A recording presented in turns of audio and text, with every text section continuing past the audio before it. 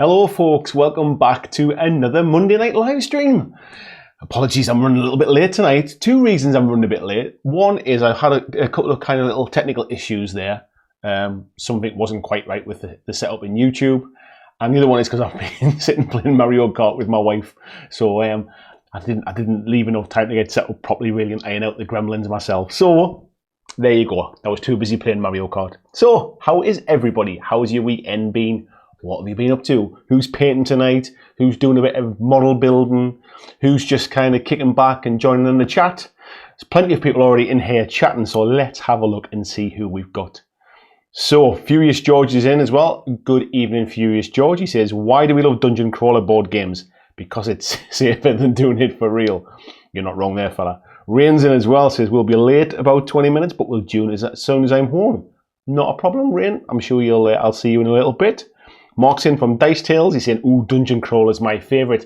Yeah, I was kind of thinking about what did I want to chat about tonight, and it kind of dawned on me, excuse me, let me sort my chair out. It kind of dawned on me just how many different games are Dungeon Crawlers and how many are kind of variations on Dungeon Crawlers. And why is it probably one of the most popular kind of miniature board games? Why is that the case? So we'll come on to them, we'll name loads of different ones. Some maybe you don't really think of as dungeon crawlers, but they really are. So we'll come on to them in a bit anyway. We've got Mark Berracloth in. Good evening, Mark. He says, even all have to agree with George on this one. Yeah, much safer not doing it for real. We've got Christian in as well. Good evening, everyone, he says. Good evening, Christian. You absolute legend. You know why you're a legend. Thank you very much, mate. 12 Neefs in as well. He says, hey all, no work today so I can stay in chat. Good to have you in, buddy. Good to have you in. Andy Smith's in as well. He says, good evening. Hope everyone is well and safe. Are you on your own tonight, Andy, or have you got your assistant with you tonight? George is saying, back to work, fellas. The boss is in. Steve Evans is in as well. Good evening, Steve. He says, just cracked open a can of Thatcher's ready for tonight's chat. Well, I'm letting the site down tonight, mate, because it was a bit of a last-minute rush. I didn't have time to make a cup of coffee or anything, so Mugwatch has gone to Glasswatch tonight and just having a glass of water, so cheers, mate. Let's have a look. Battle Knights is saying, Battle Knights is in. Good evening, buddy. How you doing? He says, I'm actually interested to hear folks' thoughts on this. Yeah, like I say, I just, it has to be probably one of the most, if not the most popular sort of form of board game. And there is so many different versions of a dungeon crawler or takes on a dungeon crawler. It's surprising that there is just more and more versions of it keep coming out. Peter Nicholas is in as well. He says, evening peeps, I hope you're all well. I'm very well, thanks Peter. I hope you are too, mate. Glenn Griffin's in as well. Says, evening everyone. Evening, Glenn. Furious Joy says, the tech gremlins is teas brewing. I wish that was the thing, mate. Where are we at? Furious. Have I missed Paul? How did I miss Paul Palms out there as well? Sorry, Paul. He says, hello all. Time for the best stream of the week. Very kind of you to say so, mate. Thank you very much. Biscuit tea. I still haven't tried biscuit tea yet, mate. I haven't got to that. We got Alan Goodenough in. Good evening, Alan. He says, evening all. Bob says, evening, folks. Well, good evening, Bob. Flying Mammals in. Says, ooh, here we go. Yeah, sorry it was a little bit late. Paul said I had to top the meter up with some Newcastle Brown. I think what I actually did was when I was setting it up, I'd clicked something by mistake as I was setting it up, and it was trying to tell me I didn't have some parameters for a second camera or something like that. I don't have a second camera for this stream, so yeah, it went a bit nuts. I had to find that. I had to work that out quite quickly. We got Tony. We've got it jumped around a little bit there. Sorry. Bob says he's painting his Forces of Nature tonight. 3 hours into his trial challenge.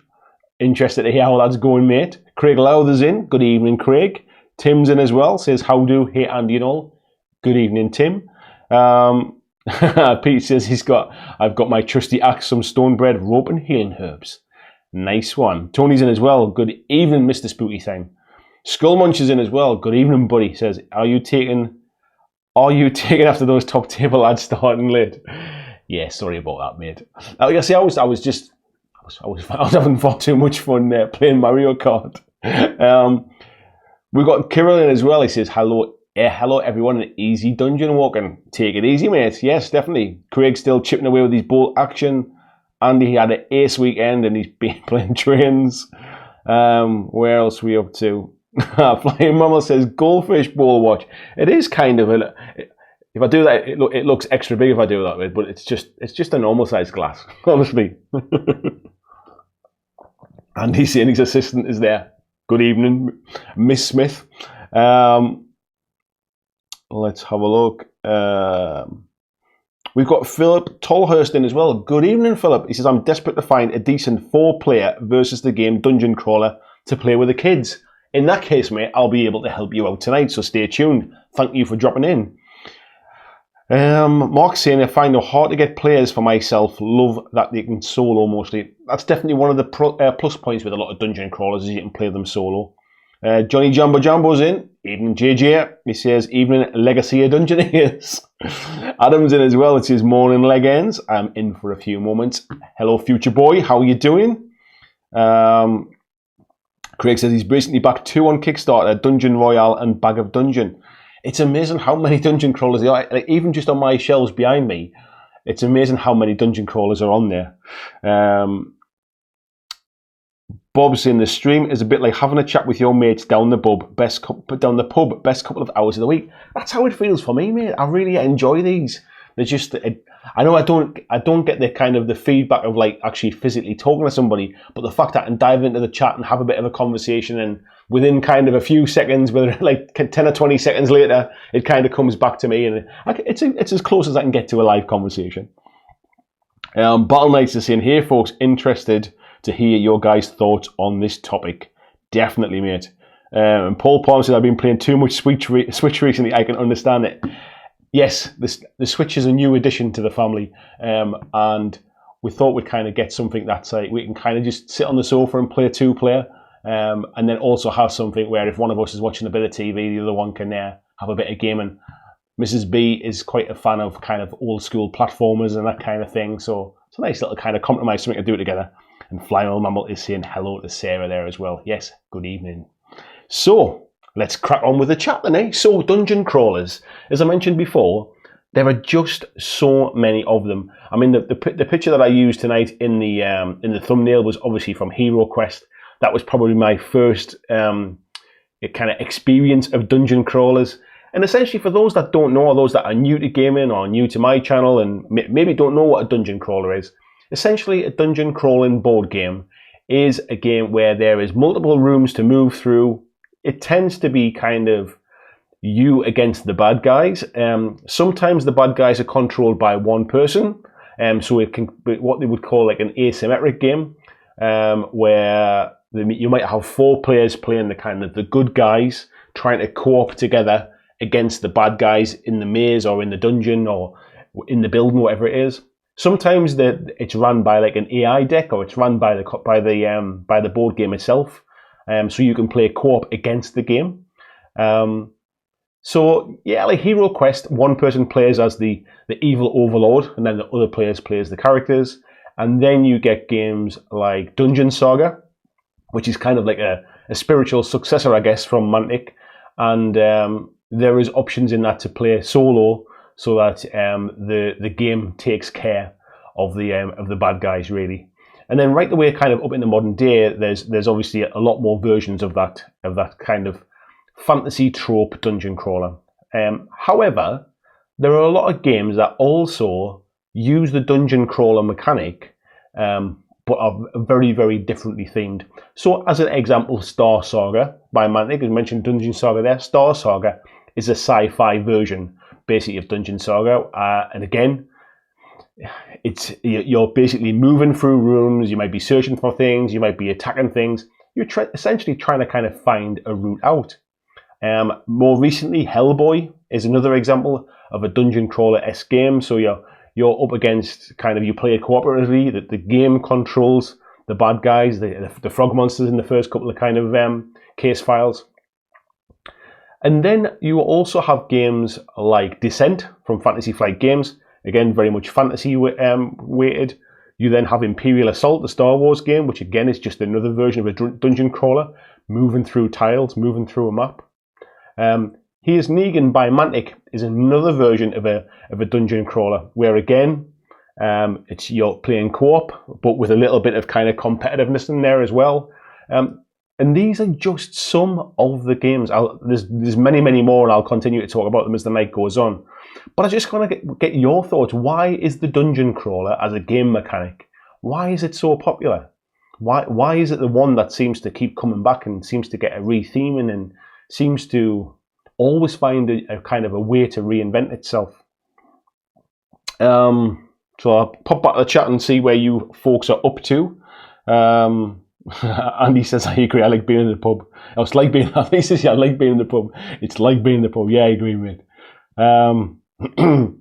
Craig Lowther saying, Zombicide is awesome to play for all ages. I have Green Horde and my mates have the other versions. Yes, Zombicide, again, is another great version of a co-op dungeon crawler as well.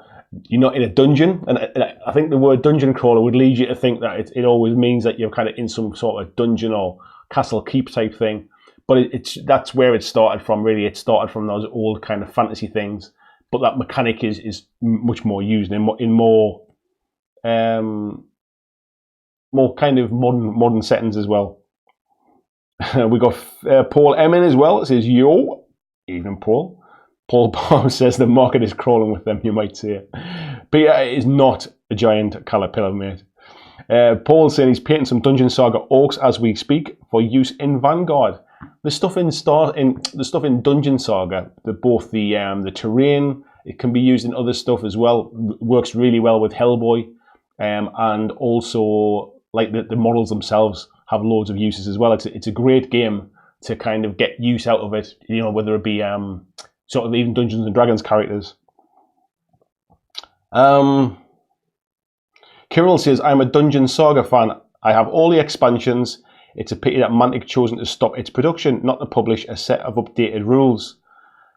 The only good news is that Ronnie mentioned the Dungeon Saga Origins. What did he mention, Kirill? As I don't think I saw that.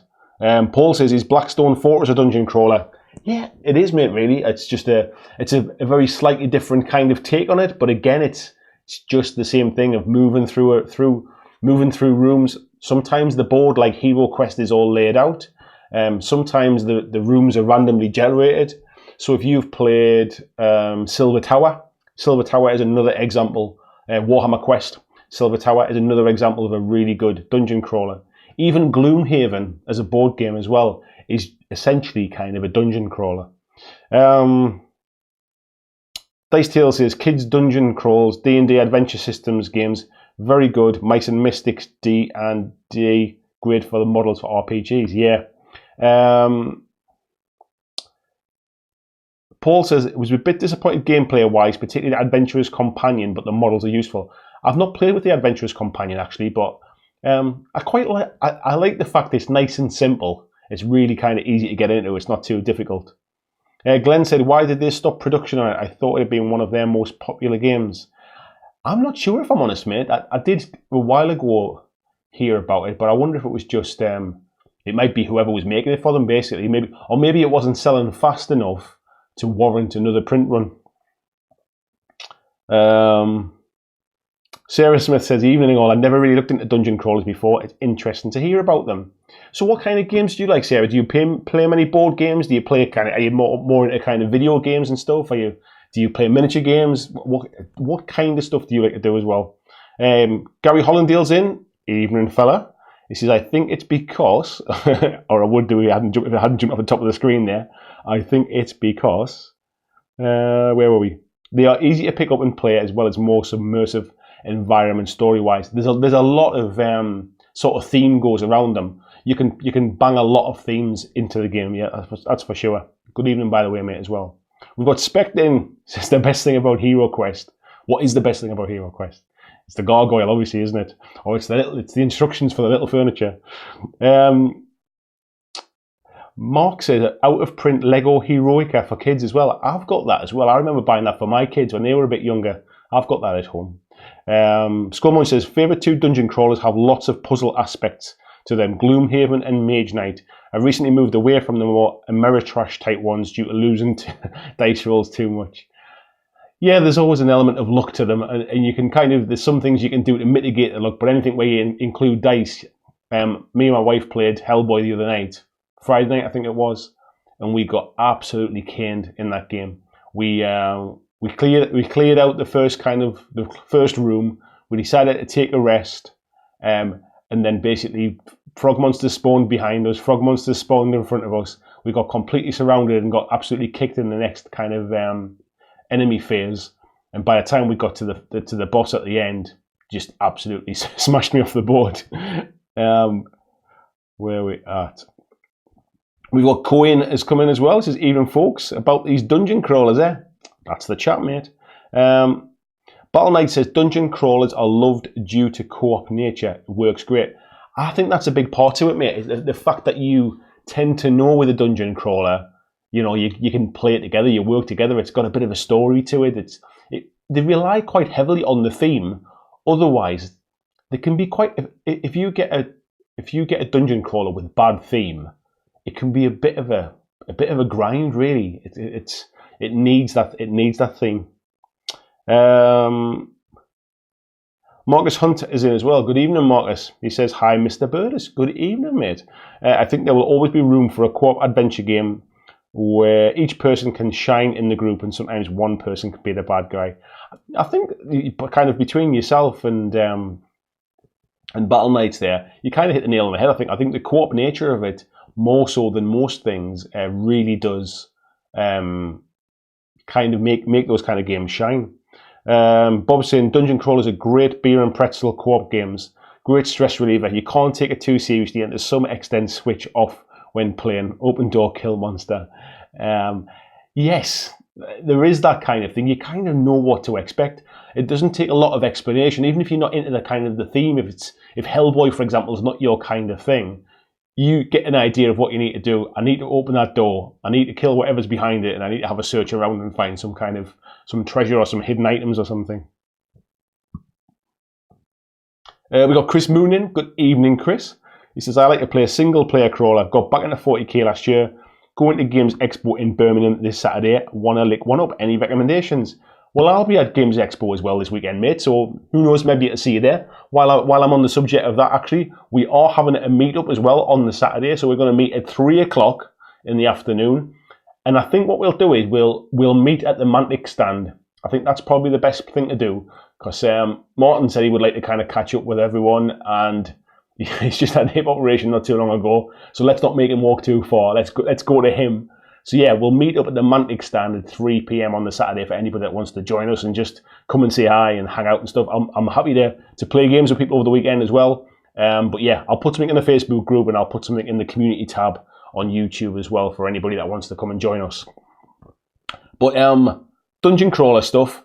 If you've not played Here's Negan or Hellboy, I would recommend them as two kind of really interesting dungeon crawlers. If you're looking for something more sort of fantasy based, more kind of like old school Hero Quest type thing, I really like Silver Tower, but it's not in production anymore now. They've kind of took it off the shelves, and it's quite expensive now if you try and pick up Silver Tower. But yeah, there's a few games in that kind of genre. I'm not so much sure about the newer stuff, if I'm honest. I'll have to give that some thought. Tim said, Christian is saying Mansions of Madness is a great dungeon crawler. I've not actually played Mansions of Madness. It's Betrayal at House on the Hill that I've got. I've not played Mansions of Madness. Tim's saying he's an FFG whore, got Mansions of Madness 2nd edition, Descent 2nd edition, and almost all expansions. Same with Imperial Assault. Now Imperial Assault has kind of come to the end of its run and they're not releasing any more expansions. I'm quite tempted to kind of dive into that at some point. I like the fact that FFG have got those companion apps that will allow you to play those games solo. And obviously I'm a massive fan of Star Wars stuff, so at some point I think I will go back and kind of pick up Imperial Assault. Chris is saying Pick won't be licking anything. Who knows, mate? If it tastes nice, you might be. Yeah, Tim's saying the DM apps are awesome. Marcus Hunt says, my group have been playing Warhammer Quest on and off since it came out. Yeah, I'm not as big a fan of is it the Heroes of Hammerhall or something? I forget, or was it Streets of Hammerhall or whatever the second one was called. But the Silver Tower, the first one, I'm a big fan of it. I really enjoy that. Jez Hunt is in as well. Good even Jez said, isn't it strange? A continued return to the very first role-playing-ish games, Chainmail and D&D. They got it right straight out of the door, playing Tolkien and Moria. It's exactly right. I mean, Dungeons and Dragons is essentially a dungeon crawler. You're basically progressing a story through going from location to location. So on a very kind of top level, most RPGs are kind of like that, based upon that kind of dungeon crawler. Quinn is saying that definitely his favourite genre, and well over half the collection is dungeon crawlers. Yeah, mine the same, mate. It's not until I kind of look and you realise just how many actually are. We've got Neil Anderson in. Good evening, Neil. How are you doing, my friend? Battle Knights is saying he's working on a dungeon crawler, but the driving mechanic is deck building. Yes, I remember you telling me about this now, and I'm interested to see that at the weekend. The driving mechanic being deck building is really interesting because I think sometimes it's the dice rolls that kind of make it feel really swingy. So it'll be interesting to see how that works. Neil says he loves the Wrath of Ashardalon. I don't think I've played that, mate. Skull Munch is saying there's a joke in there somewhere where frogs spawn. You're not wrong, mate. Sarah's saying she plays Underworlds, Kill Team, Tanks, X-Wing, and me and Dad are building the Cold Front Infinity starter set. Sounds like you're well ingrained into the hobby. Then I needn't try and explain anything. I think you should be explaining stuff to me in that case. Nice to see a good mix of games there. Philip's saying he was very tempted back to Reichbusters, but never pulled the trigger. Reichbusters is another great example of a kind of a twist on the dungeon crawler as well. I didn't back it, but purely from a financial point of view. The game looked awesome. I'll be absolutely honest. I really did like the look of it, but I didn't back it because I basically didn't have the money at the time. But yeah, it looks great. I've since seen the painted miniatures as well at Mythic Games office, and they look absolutely amazing. Mine would never look like that, but the Seb Levine painted ones are amazing, yeah. Where are we seeing here? Oh, Different Gear TV is in it. Good evening, buddy. He says, I think the Game of Life is a good dungeon crawler. I like the fact that it uses cars and a roulette wheel. There is an element... It's not... I wouldn't class it as a dungeon crawler, but what would I class it as? It's more just kind of like a roll and move, isn't it? I guess they're called... It is called roll and move, I think, isn't it? Yeah. Battle Knight's there saying Shadows of Brimstone is his favourite crawler. It's like a mini RPG. I almost picked that up a little while ago. Somebody told me there was a charity shop near me, had it in the window. And so I went to have a look at it, and when I looked inside the box, all the miniatures had been taken out, so I didn't pick it up. Bob's saying, can't beat Dungeon Saga, loads of expansions and repeatability. Wouldn't disagree. Mark says, Reichbusters look great, but you know I love Dungeon Saga. It was Mark kind of sold it to me, I'll be honest, told me how good it was, so that was why I picked it up. Cohen says, Hellboy's fantastic, super simple to pick up and play. Imperial Assault and Mansions of Madness 2nd Edition are both good. The new Lord of the Rings game's decent as well. I've heard good things about that, actually, mate. Yeah, Mark's saying as well, their Journeys into Middle Earth, the newest one. Bit more overland, but the same. Tim saying he's tempted by Middle Earth, might pick it up at the Expo. I tell you what, I'm kind of going off on a bit of a tangent now. I tell you what I'm going to be picking up at the Expo is the new Pandemic. What's it called again? Oh, the names escape my head now. I'll have to Google it while we're chatting now. But I think it's only just coming out, or it's about to come out. It'll be in my search history. Pandemic. Pandemic. I forget what it's called now. It's the one. Anyway, basically you're playing against the timer, and you're inside an aeroplane flying over the cities, trying to drop off supplies to the cities. What's it called again?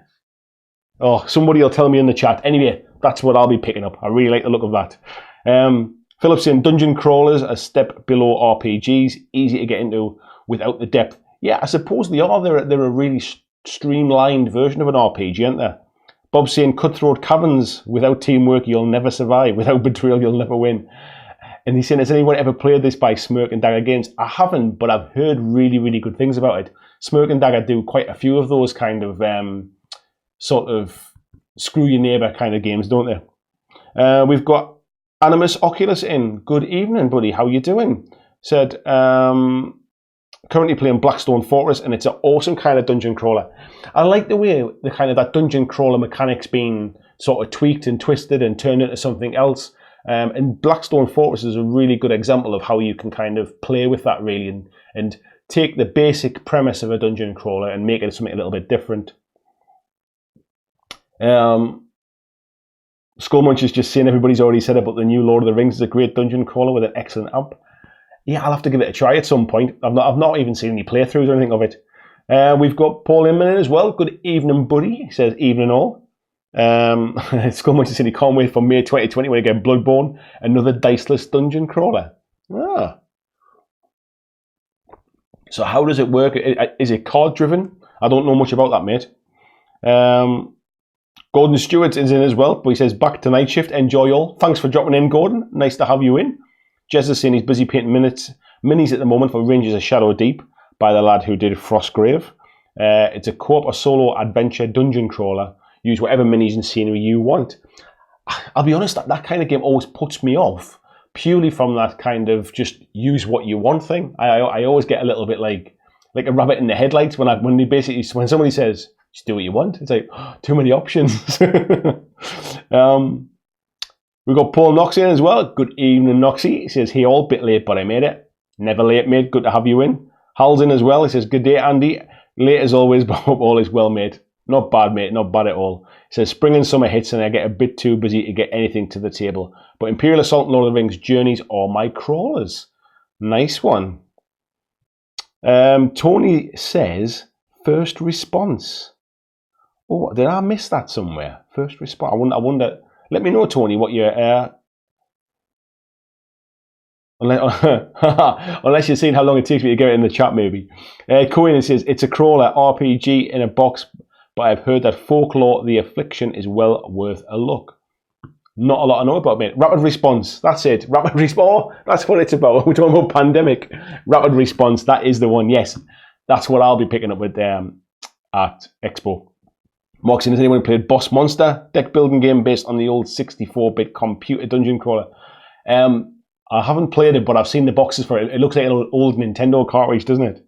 Paul Knox is saying he's played a lot of Blackstone Fortress, really enjoys it. And Peter saying new Lord of the Rings. I seem to have overlooked this one. Yeah, check it out, mate. Fantasy Flight Games have got Lord of the Rings board game. Worth checking out from what everybody's saying. Jez Hunt is saying Nightmare was my childhood dungeon crawler, except all those kids killed by Traeger. Nightmare was unbelievable. It looks awful if you go back and watch it now. It looks really cheesy, but anybody going to Expo at the weekend, they do a Nightmare live, which I can heartily recommend. Furious George says, anyone remember Dungeon Keeper on the PC back in the day? That was like a dungeon crawler, but played from the dungeon side. I have in my head that somebody who created Dungeon Crawler had something to do with World of Warcraft somewhere along the line. Maybe I've completely misremembered that, but I'm sure there was a podcast I was listening to who was saying that was kind of one of the forerunners to it. Chris is saying Nightmare was the bomb. It definitely was, mate. Scummush is saying Bloodborne is card-based, basically deck building dungeon crawler. And Tony is saying Pandemic Rapid Response. Thank you for, I knew somebody in the chat would keep me right. So yeah, Rapid Response is, I think, is one I'll be picking up. I'm also looking forward to try and get a demo of the Star Wars, is it called Smuggler's Rim or something like that? But basically the latest Star Wars board game as well. Yeah, I'm looking forward to trying that. Outer Rim Smugglers might be called. Yeah, Outer Rim.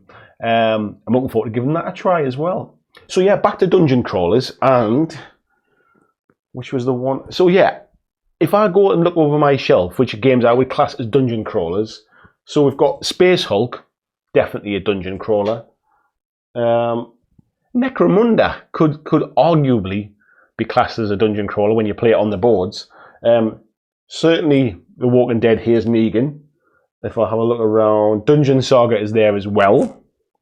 Then we've got Gears of War, the board game. Again, essentially a dungeon crawler, moving from room to room, clearing out the bad guys.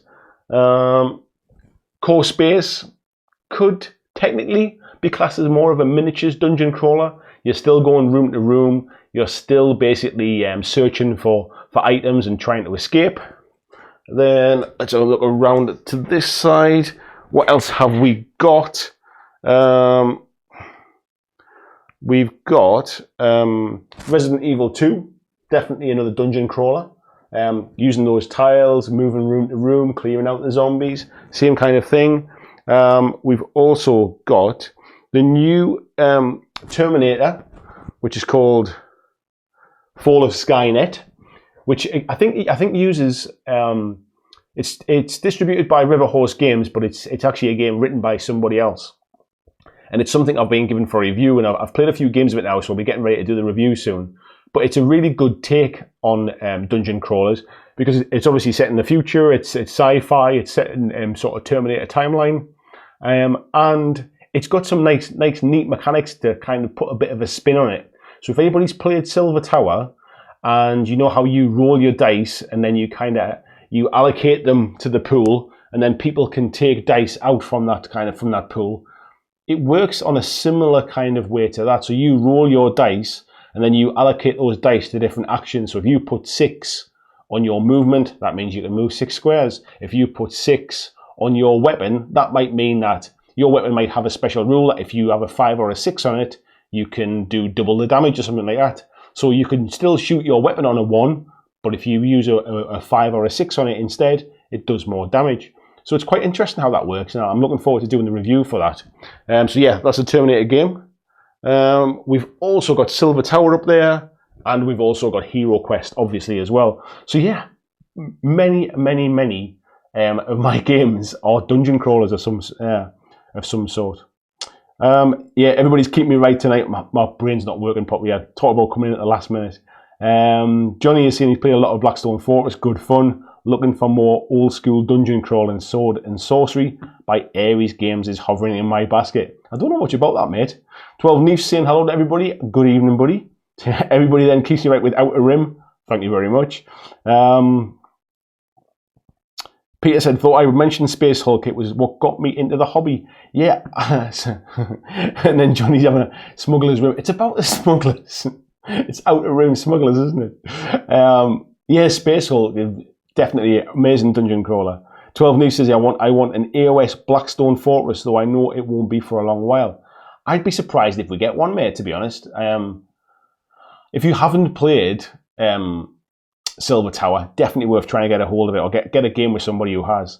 Philip says he's really tempted to get Core Space as well. I think for the money, mate, I think it's fantastic value, actually. Miniatures are good, terrain's good, the fact you get a mat in that box is great. The rules, a little bit difficult to play the first time. They're kind of, you flick backwards and forwards through the book a little bit. That's my one big gripe with the game. But once you get it clear in your head, the game flows really well. Jez is saying, can you remember the fighting fantasy books of the 80s? The first ones, Warlock of Firetop Mountain and Deathtrap Dungeon. We did Deathtrap Dungeon, one Monday night live stream, mate, where we went through it live. We went through it a couple of times and we died both times. Worth going back and checking that out. Let me know what you think of it. Mark saying to Cohen, thinking of the expansions, just to have the core, which is great family fun. I think you're talking about Boss Monster, aren't you? Yeah. Cohen said, would that not just be Silver Tower or Hammerhall, the Blackstone one? Yeah. That's kind of what I would think as well, mate. Jess is saying Smuggler's Rim sounds like tennis elbow for contraband carriers. Furious George is saying, looking forward to that Terminator game review, Andy. It's spoilers, I guess. I enjoyed it. I think it's a decent game, and I'll go into a lot more detail of that when I actually come to do the review. But there's some stuff in there that I kind of give it enough of a twist to make it stand out and be something a little bit different within that crowded dungeon crawler market. Michael's in as well. He says, yes, I'm here. Got distracted by the Barbecue Pit Boys channel. How very dare you. Nice to have you in, buddy. We got Dice Guy in as well. Says, yo, evening, mate. How are you doing? Tim says, Smuggler's Rim, that'll cost you an extra 50. Yeah, you can probably get cream for Smuggler's Rim. Skullmunch is saying, Jez, we died a few times. Yes, everyone dies a bit too much, that's for sure. Where we at? Only one Pinman saying, Dungeon Saga, probably my favourite traditional dungeon crawler. Really captures the spirit of Hero Quest, but it's got a modern game mechanic. Yeah, I would agree with that. I think Hero Quest is still a great game, but some of it's a bit dated now, I would say. There's kind of better ways to do stuff now, he says. Paul Knox is saying he picked up Resident Evil 2 recently, yet to have a game, but love the miniatures and the board tiles. The tiles are nice, mate, nice artwork. They're just way too dark. But the miniatures are actually quite nice. They're a bit smaller than most, like, kind of standard scale, if you like, standard 28mm. But no, they're good sculpts. I think some of it gets lost in the coloured plastic, if I'm honest. Furious George says, rumour has it that Andy was the model for the Hero Quest box art. It was back when he had hair, though. Shh, it's a big secret. Don't tell anybody about that. With the muscles. Where we're at. Only one permanent saying Conan by Monolith is another great game along the lines of a dungeon crawler. I was trying to think if I would consider Batman, the Gotham City Chronicles, to be a dungeon crawler, because it's based upon the Conan sort of rules, and I don't think I haven't played it yet, so I don't think I could really comment on that with any kind of authority on that one yet. Cohen says to 12 maybe went in a Warhammer shop last week to pick up Primer and ended up leaving with either the Blackstone expansion, cellophane still on the base game. Yes, that happens a lot, doesn't it? Philip was saying the Fighting Fantasy books and Way of the Tiger probably got me into this industry. The Fighting Fantasy books were a big sort of start for me as well, because I didn't really play miniature gaming when I was younger, but I did read all of the Fighting Fantasy books and the Choose Your Own Adventure books, that kind of stuff. I loved that stuff. Kirill is saying, has anybody heard about Stuffed Fables? It was printed in Russia, localization about 3 months ago. Play it, and I think it's a good dungeon crawler. I've not played it, mate, but I've heard it and heard good things about it. I think it's just, again, it's another one of those games where it comes into a very crowded market, and sometimes it's quite hard to stand out. Johnny Jambo saying Captain BlackJack Smuggler's Room t-shirts. Don't give me ideas, mate. I don't need any encouragement for that kind of stuff. And only one pin in there saying Batman is definitely a dungeon crawler. There you go then. If it definitely is, then it definitely is. I've not played it yet. I think the fact is that the way in my head you're in one room constantly and you're just jumping around the place trying to fight the bad guys. You're not necessarily trying to progress through a building or a layout. I guess that's why in my head I don't think of it as a dungeon crawler, but you're probably not wrong, mate. You're not wrong. 12 Neve said the Silver Tower novel was pretty good if you can find it. I might have to check that out, mate. It's probably available like on like digital version. Paul is saying Star Saga is also a great game. For me, the jury is out on whether the tweaks made to the mechanics are better or worse than the original Dungeon Saga go. So that's quite interesting, actually. Anybody that does go to Expo, if you check out the Goblin Gaming, but it's Troll Trader. The last couple of times I've seen them at shows, they've had Star Saga for 25 quid. So if you're on the fence about it, it's definitely worth picking up at 25 quid. I kicked myself that I didn't get it last year. Because you can also use those characters in the miniatures from the game. You can also use in what's it called again? In Dead Zone. My mind went blank there. You can use them in Dead Zone as well, so definitely worth the money, even just for the miniatures and the bits of terrain and stuff that's inside there. Mark is saying, I've got Mark SG. I was thinking that was the same as another Mark there. Hello, Mark SG. Thanks for coming in. Says the Fantasy Fight books were recently re-released and they've done a PC phone version. It was the phone version that I used on the live stream, mate, because I could mirror my phone to the screen so everybody could see the story. They could see all of the progression and the map and things like that. And also it does all your dice rolls and all the bookkeeping for you as well. So they're a really handy way to actually go through them these days. 12 Neef is saying he's motivated to get his stuff together with the contrast paints coming out. I'm sure I've just seen today as well, contrast paints are going to be $4.75 a pot. What do people think about that? Do you think it's too expensive? Do you think it's about right? I'm on the fence. I think it's cheap enough that the time you get back by speeding up your painting, it's probably worth paying a bit more. But I tell you what, it's getting close to the point where you just say it's not worth it. Where we are, Michael saying Deep Madness seems really good and punishing. I have all 5 boxes of it, haven't had the balls to play it yet. Again, that's another game I've not played, but I've heard good things about. Pat Sinnett's in. Good evening, Pat. Says, even all Space Crusade got the most table time for me. Advanced Space Crusade had a good game mechanic, but I didn't get as many games in. For some reason, Pat, Space Crusade passed me by when I was younger. I obviously got Hero Quest, that's still up there on the shelf behind me, but Space Crusade, I just never even kind of crossed my path for whatever reason. Cohen says, not sure about Conan and Batman being crawlers. I think exploring, kicking open doors has to be part of it.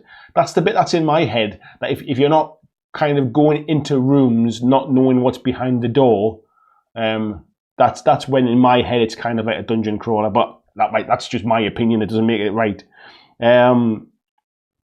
Bob says he'll probably be demoing Star Saga at Expo. Come over for a game.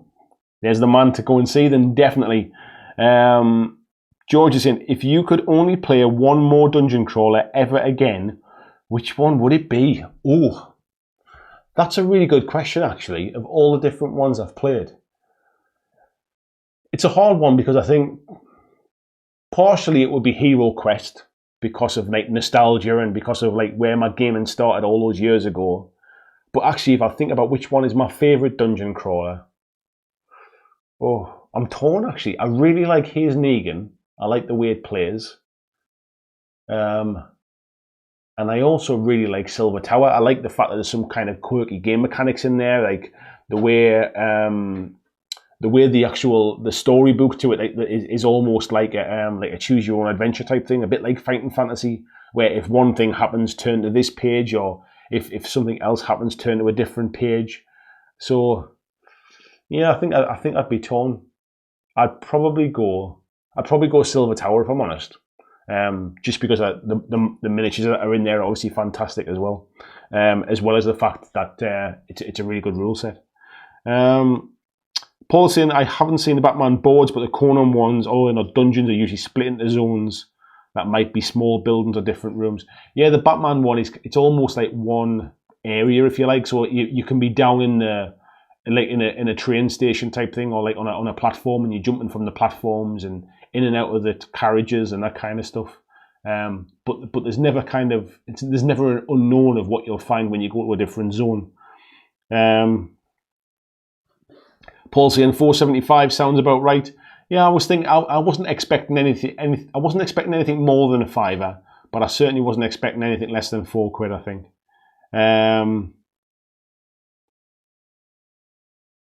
Mark saying, if you hear George, it's a nasty question. Dungeon Saga was difficult to answer. It is a hard one to answer. It's a hard one to answer because there are so many good examples and they're all slightly different for different reasons.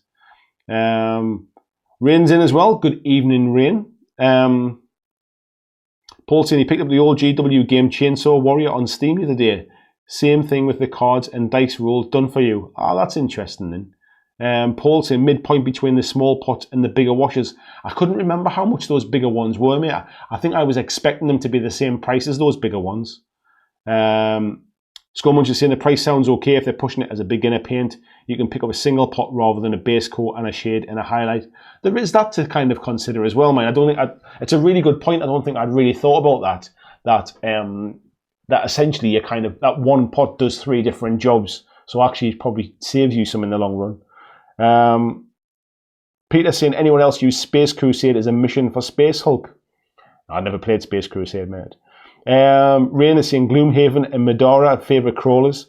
Of course, they have a lot of other stuff in them as well. Gloomhaven is a game that I absolutely 100% want to play one day, but the price and the size of it scares me off. I don't think I want to spend that much money to play a game solo, and there's no way I could keep my wife interested in that game long enough to play through the whole thing. There is a PC version coming out, isn't it? If it's not already out, there's certainly a PC version coming, and I might be tempted to try the digital version of it.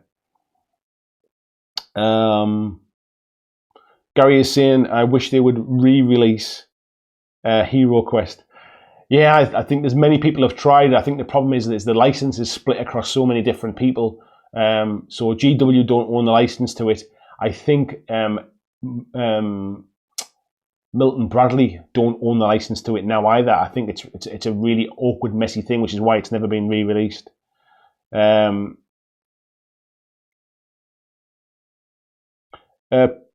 Inman there is saying, I don't think that exploration is necessarily part of a dungeon crawler. Imperial Assault and Descent don't feature it, while Dungeon Saga does. Imperial Assault does have random sort of enemies generated though, doesn't it? Like it's not known at the start of the game all the things you're going to fight. Am I right in saying that? Cohen is saying that he would pick Gloomhaven, still never finish the bloody thing. We got Costas in as well. Good evening, Costas. So I don't know if you mentioned it before, bro, but what's your opinion on Blackstone Forest? I bought it, but still didn't have the time to learn the rules. I'll be honest, Costas. I've not played it. I've never played Blackstone Forest. I purposefully didn't pick it up because it was at a time where I felt GW were releasing a lot of stuff too fast, and I didn't want to get sort of caught up in the hype of buying everything that came out. So I decided it was one that probably wouldn't see the tabletop very often, so I never picked it up. I've heard good things about it. I watched the playthroughs. The playthroughs did not interest me, but that might have been more to do with the way the playthroughs were filmed rather than the fact that the game's not very fun. So yeah, I can't comment, but there's been a lot of people in the chat tonight who have been playing through it and have really enjoyed it. Johnny's saying they 100% agree. Gloomhaven ad infinitum. Paul's saying they're about £6. It's been the last time I bought any of those big technical paints was such a long time ago. I can't remember, but I remember them not being that cheap. But because they're the technical paints, you don't use them that often, so they last quite a while. Like the snow, the blizzard, whatever it's called, Valhallan Blizzard, and the whatever the one is that cracks up as well. I seem to have used them forever, and they've not gone down. Paul's saying, to be honest, the washers normally last a while for £6.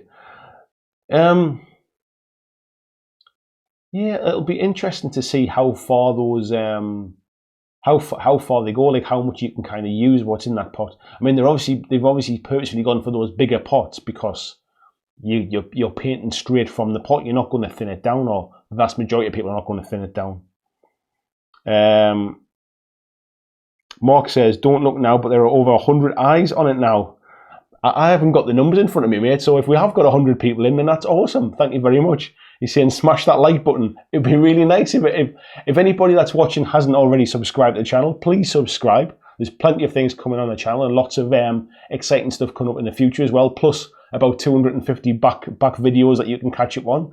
And if you haven't clicked the thumbs up on the video and you're enjoying it, that would be really nice as well.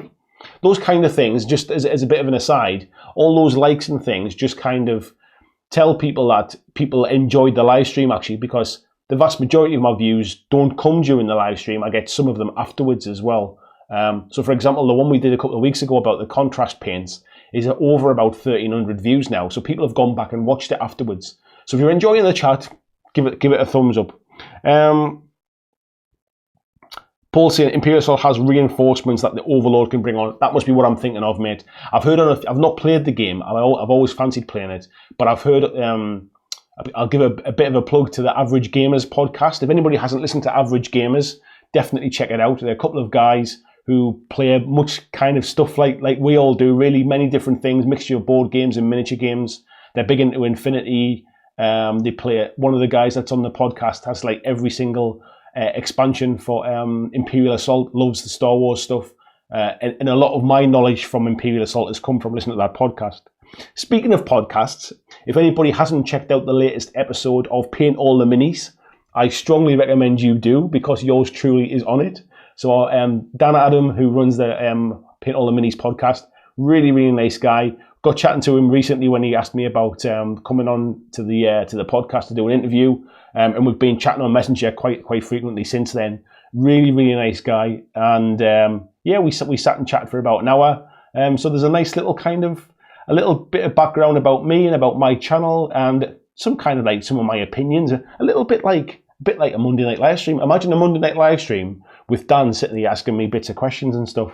That's essentially what that latest episode of that podcast is like. I really enjoyed doing it. Let's have a look.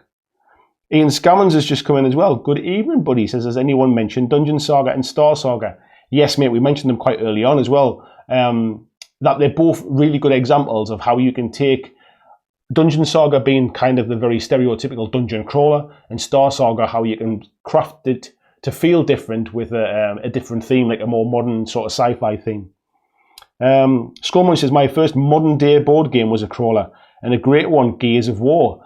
Awesome, mate. I've got Gears of War, and I still play it now and again because you can play it solo. I still like playing it, and it really does feel like the Gears of War game, which I really enjoyed. My first proper game, when I kind of started buying board games and things, was Last Night on Earth, which isn't a dungeon crawler. Actually, it kind of is a dungeon crawler a little bit.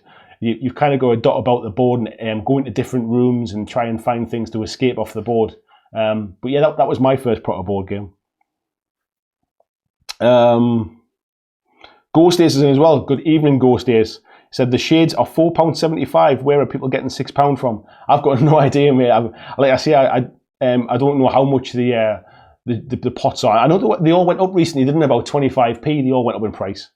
Paul Knox is saying washers do normally last a while as long as you don't knock them over. Yes, everybody's had that one. I think that the thing with the new contrast paints is they're a little bit thicker than a wash, and I think the idea is you'll be painting them over big surfaces as well. So it'll just be interesting to see how far they go, really. Let's have a look. Kirill is saying that Ian Scams, both are very popular here. And Skullmoney says, don't the shades come in two different size pots? I've got a feeling that the shades migrated over to the bigger size over time, because I've got a mixture of both smaller ones and bigger ones. I'm not sure you can buy them in smaller pots anymore now.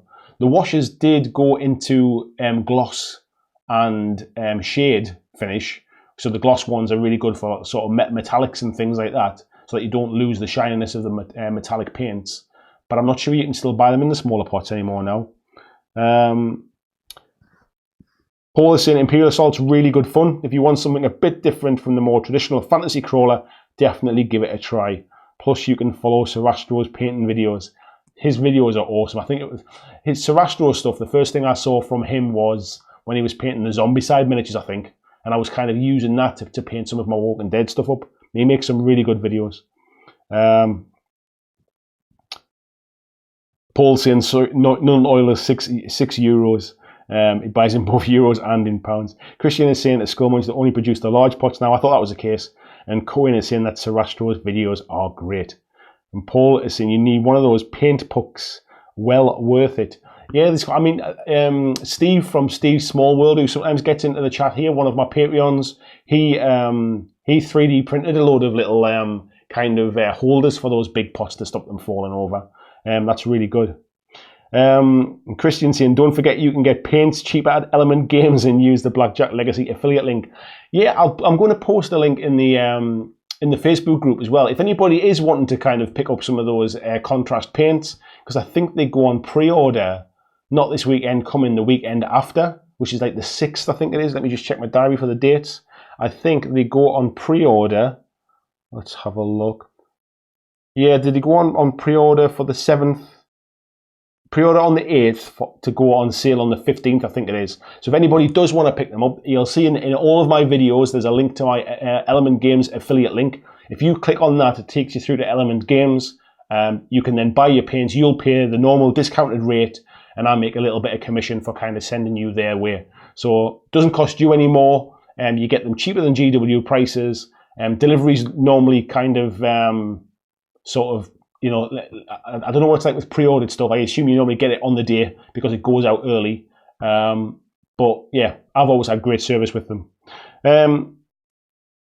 Ghost Ace says, I see where the 6 is coming from, thanks.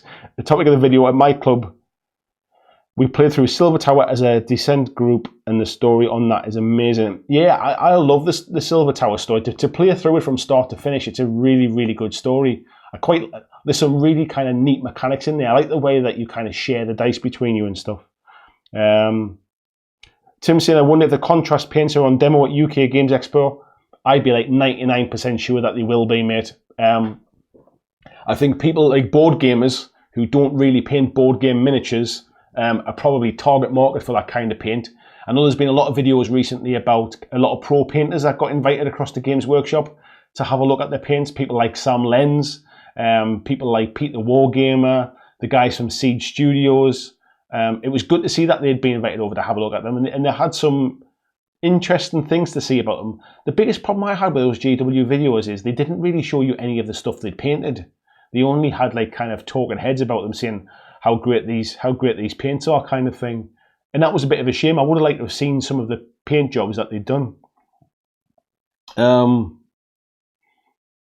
Yeah, so I'm 99% sure that will be there.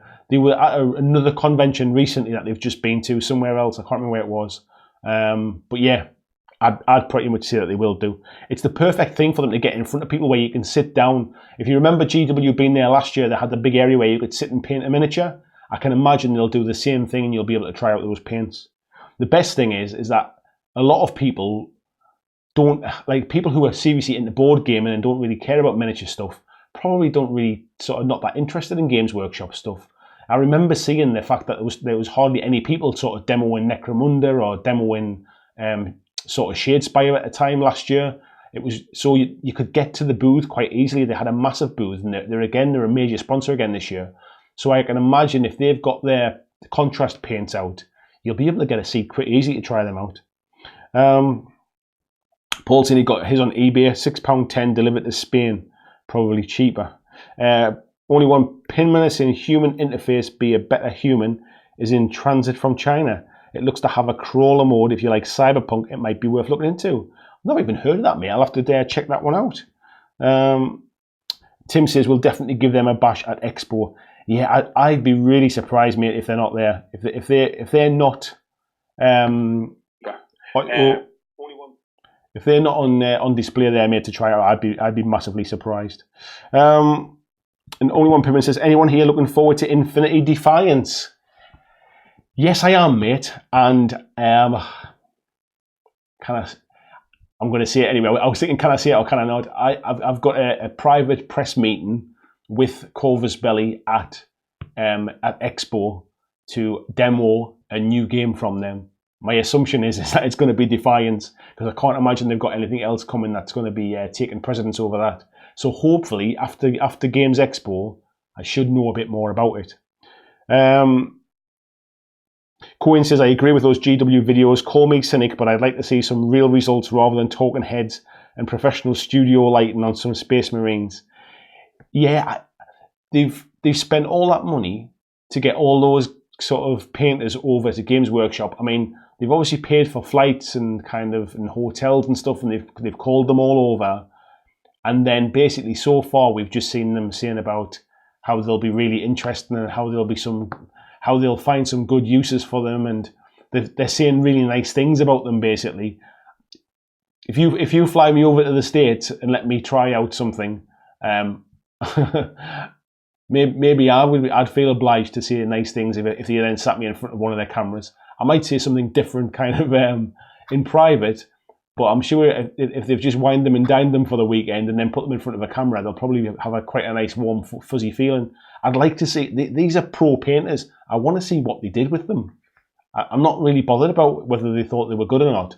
I want to see some of the effects that they had.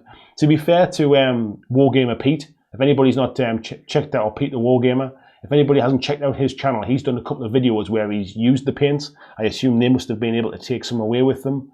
And he's kind of shown where he's made bits of mistakes, where he tried Zenithal priming underneath and it didn't work very well because he didn't put enough of the white on. But he's managed to get some decent finishes with them. He's done something where he was basically kind of like flicking across the front of the vehicle to make it look kind of sort of weathered and rusted, and that gave some really good effects. So his video was pretty good, but the talking head ones from GW, I would have liked to have just seen some of the finished models, if I'm honest.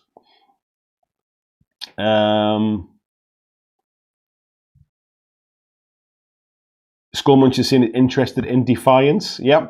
Dice Tales is saying not heard of it. It's a dungeon crawler. Yeah, so basically it's an Infinity dungeon crawler that's coming out November time, I think it is. It is going to Kickstarter though, I believe. I'm sure I heard that. And it's going to be metal miniatures as well. They're going to put metal ones inside the box, not the plastics from China that you get for Aristea. Paul's saying they're not going to see any other crap. Do you know, the problem is that they've sat down in front of a GW camera, and they probably could have said that if they genuinely don't think they're very good, they could have quite happily sat down and said on that camera, no, I actually don't think they're very good.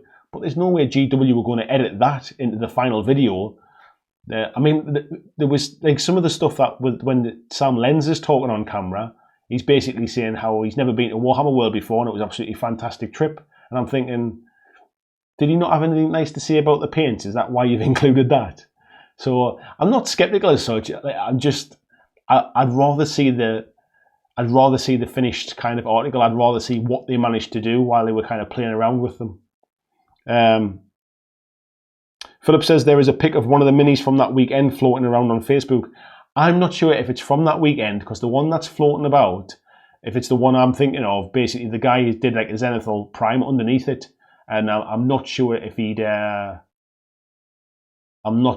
had that sort of ability to do that on the day. The ones from Pete the Wargamer, he's certainly got some Space Marines at home, and he's got some of the contrast paints, and he's been doing stuff at home with them, and his video seems a lot more honest. And the video is doing really well. I think he had 20,000 views in a day or two, so definitely worth going and checking them out. Johnny says, I heard a rumour Andy was designing a dungeon crawler based on the Cornish Caverns of Contraband, working title, Rum Cave Quest, Dare You Explore the Smuggler's Room. I told you that in confidence, mate. I thought you were going to keep that to yourself. Paul says, I heard Sam sounded a bit underwhelmed, possibly. I think you see him on camera a few times, and he never really seems to be talking about the paints. He's saying about how it's the first time he's travelled to the UK. It was nice to come to England. How he's never been to Warhammer World before, and it's one of those things he's always wanted to do. And whilst that's all very nice, and I'm sure the guy had a really nice weekend, I want to see something he painted. He's an awesome painter. He's got such a good style of his own. They had all these kind of Slayer Sword winners, and they had, I forget what the guy's name is now, but Wave the Brush, the guy that paints for Mini Wargaming, he was there. Sam Lenz was there. The guys from Siege Studios were there.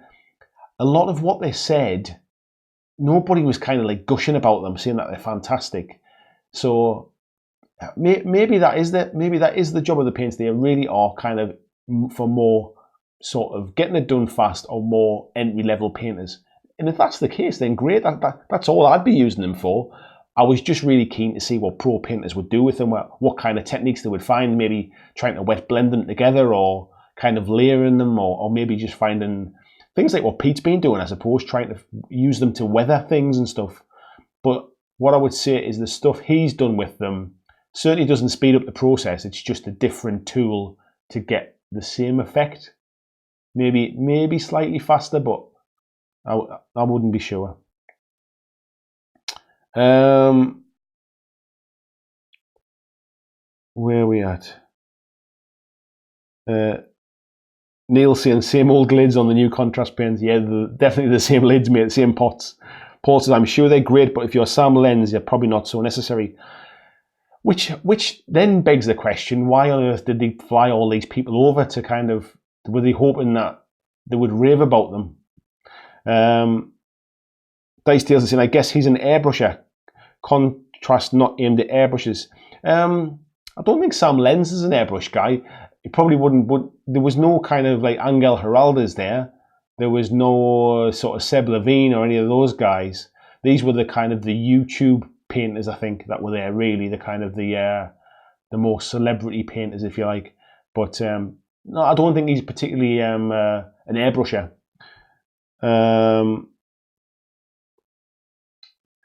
Paul Knox was saying, was chatting to Wargamer Girl about the contrast paints. She's looking at them to get armies done faster to film back reps. I think that's exactly what most people be kind of looking at them. As Sean mentioned before, really, the fact that it's almost 3-in-1, it's a shade, it's a base, and it's a highlight as well. You'll get some really effective kind of, you'll get some really good effects to get armies done quick. And that's exactly what I'll use them for getting stuff on the table fast. But it's just a shame, really, that they've made all these videos about the pro painters, and then essentially they've just shot a long, basically promo video of them basically sitting listening to Duncan talking, wandering around Warhammer World. I would have liked to have seen some of the actual painting.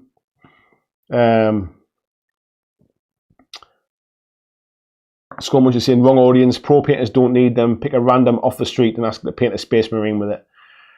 I guess they went for kind of YouTube celebs, didn't they, I suppose. Neil saying wet blending and glaze techniques were shown by the heavy metal team at Warhammer Fest with contrast paints.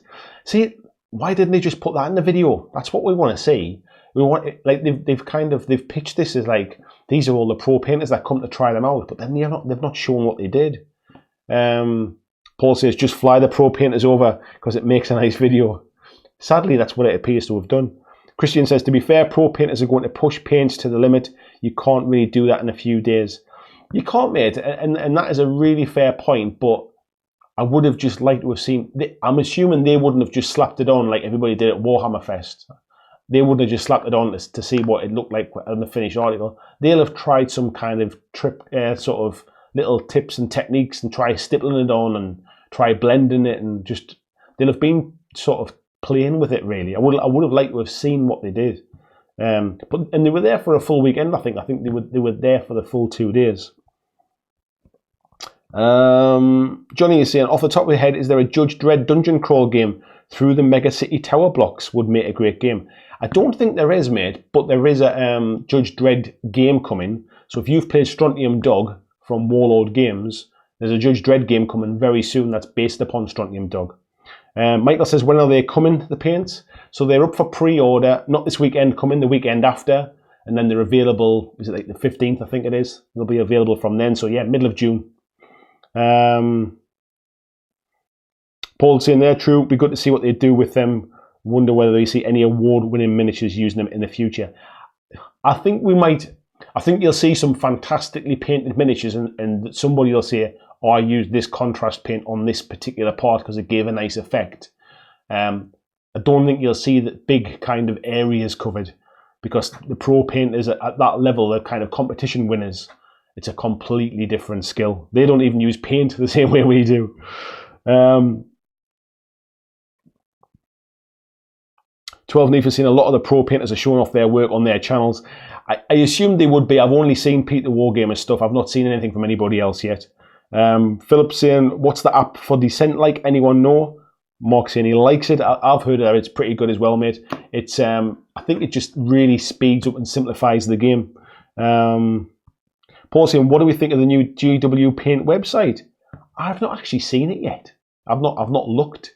But I do find it strange that they've created a whole new website just for the paint. It's not like you'll stumble across it by mistake if you're looking for... Like, you're going to have to go to the GW, the kind of Games Workshop site, to then be kind of redirected to the colour site. I'm not sure why they did it like that. Skullmunch says, I wonder how contrast paints will affect my dungeon crawler minis. They'll certainly get your board game stuff done really quick. That's the plan, mate. Neil saying contrast paints should be good for terrain also.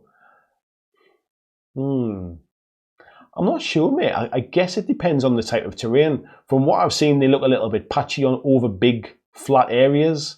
Hey, who knows? The only thing I would say is they might be a bit expensive to be doing over large pieces of terrain. Because I know from my experience, I tend to kind of use a coloured primer and then a bit of dry brushing and washing and stuff. I remember using a hell of a lot of wash over the Kill Team terrain, that was for sure.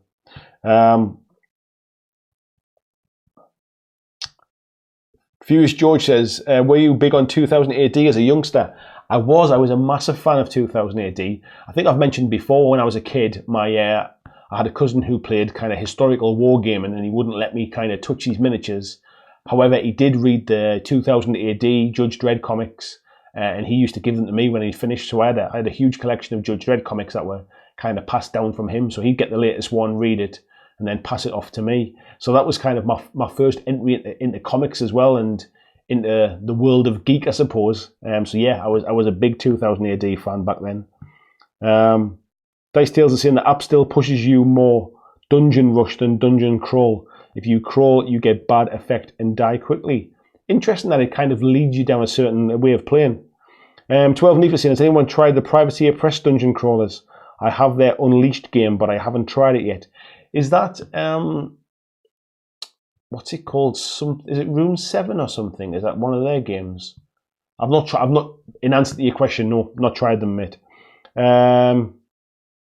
Paul Knox is just saying that Mini Wargaming have just tweeted a pic of a Hormigant painted with contrast paints. So I guess that's kind of what's happened, then, isn't it? All those guys that went down there will have walked away with a nice set of the paints to kind of give them a bit of a try and stuff, and see what they can do with them. So maybe we'll see a bit more. I'm just surprised. Maybe that was part of it. Then maybe that the whole point of that was a bit of a promotional weekend. So you come down, we'll make loads of videos about you being down here, and then loads of people will come to your channels and check out what you've been doing with our paints. Maybe that was the point of that. Yeah, interesting indeed. So, excuse me while I have a drink. So we've had a nice little chat tonight, haven't we? We've had a few in. Apparently, at some point, it got up to 100, which I'm not. If somebody hadn't told me, I wouldn't believe it. It's kind of, I think we're probably kind of 40-ish, something like that at the minute, judging by the amount of chat that's in here. Again, if anybody's new to the chat, first time you've been here, thanks for tuning in tonight. And please don't forget to click the subscribe button. And I also wanted to give a bit of a plug as well to Tabletop. I'll start again. I want to give a plug to Top Table Legacy Weekend 2, which is happening in October. So we've been kind of teasing about it coming. It's coming. The weekend's been planned for a little while now. We wanted to get all of the weekend details nailed down, and we've now got all of that sorted now. So you'll be able to go onto the Top Table Legacy Weekend Facebook page where you'll see the details, and we've now kind of nailed down what we're going to have. So I should say tickets are going on sale on Friday this week. So we're going to have, the price of the tickets is going to be £35 for the full weekend, Friday through to Sunday. However, for the first 2 weeks, we're going to do an early bird ticket, which will only cost you £30. So if you get in early during the early bird window, you'll save £5 off your ticket. And that's just to try and encourage people to get their tickets early rather than kind of hang around and wait until nearer the time. So what's going to be happening is, on the Friday, there's going to be casual gaming and a bit of a kind of social hangout, a little bit like we had earlier on this year. And Luke from Luke's APS, Luke's Fellows, is going to be doing a build a display board class. It's going to go over 2 days. It's going to go over the Friday and the Saturday. There is going to be a little bit of an extra charge for that as well, for all of the materials and that you'll have. But essentially, he's doing kind of like it's essentially how to make a gaming table sort of tutorial. But obviously that would take too long over a weekend. So he's making, everybody gets to make and take away with them a display board for carrying your miniatures or for displaying your miniatures on. So that'll be happening on the Friday and the Saturday. Places are going to be limited for that because there's only so many people that can teach at one time. So I think we're only going to have 10 tickets available for that. So if you are keen on doing that with Luke, make sure that you get in early for that. Then on the Saturday, we're going to have Drowned Earth with us again. We're going to have a Kings of War Vanguard event again. We're going to have a one-day Middle-earth strategy battle game event. So this time there's only a one-day event for Middle-earth. We're also going to have what we've called a wild card event. And this is because we want the community, the people that are going to the event, to decide what they want to play. And it also gives some time for things like Warcry are not out yet. If Warcry turns out to be this huge game that everybody wants to play, then we've got this kind of wild card slot in there. So that last place will fill up between now and October, and it'll be shaped by what you, the people that are attending, want to play. We've also got Tommy Soul from Gollum Painting. He's going to be there doing some painting over the 2 days as well, sort of giving some teaching, giving people hints and tips and tricks and helping them out with some painting. So if you're more of a painter and you want to just kind of come and hang out, do a bit of painting during the day and maybe a bit of board gaming on the night and kind of a few beers and a bit of food, there's plenty for you to do there as well. And Mantic Games are going to be there as well for 2 days. So they're going to have a little area of the gaming centre. They're going to have a bit of a takeover. They're going to be doing some demos of games. I think they've got something new coming that they haven't even told us about yet. They just said there's something that we want to kind of sort of talk about at the event. So that'll be really interesting to find out what that is. And we will also have the pub quiz on the Saturday night as well. On the Sunday, we will have a Kill Team event. We'll have an all-out war, a Walking Dead event. We'll have another one-day Middle-earth event. So if you're into Middle-earth strategy battles, you could play both days. But if you only want to play one day and not kind of spend both days playing it, you can choose one of the two events. Again, there'll be another wildcard event that day as well. And there'll be the huge raffle as normal on the Sunday as well. So plenty going on. Check out the Facebook group because there's a link in there that Jay put up for me today. So there's a link there. We'll be teasing a bit more information and a bit more details as the week goes on and where you can buy your tickets from. But the tickets will go on sale this Friday, and there's an early bird discount of £5 off a ticket if you purchase in the first 2 weeks. So look forward to that. Let's have a look. Where we at? Furious George is saying he's just had a look at the mini wargaming tweet, different gears in any news on the paint rack build, video and PDF. I have been absolutely rushed off my feet, mate. I'll be absolutely honest. That's why I've not had any videos out for a couple of weeks. I've really kind of fell behind on the video formats, but I'm hoping after UK Games Expo things get back on track. So yeah, I've literally not had time yet. Philip says, I'm a noob to this, but I subscribed already. Thank you for being a subscriber anyway, mate, and thanks for coming for the chat. Michael said 100 eyes. That's 50 peeps, mate. I think I just read it as 100 people. Steve said, I'll be there this time. It'd be great to have you, Steve. Skullmunch says, just spent all day sorting my Underworld cards, putting together decks for each warband. Someone online put some lists together for those who have everything and are overwhelmed. That's a really good thing, actually. I'm glad somebody's took the time to do that. Paul said, totally agree, but could be done with a primer, a wash, and a colour. Some of it could, but certainly the Blood Angels Red looks fantastic. You wouldn't get that with a wash. Definitely not. And Paul Palms says he's still painting Gene Stealers and Skitari for Kill Team starter set. Contrast paints are not going to help me, which is a tragedy, frankly.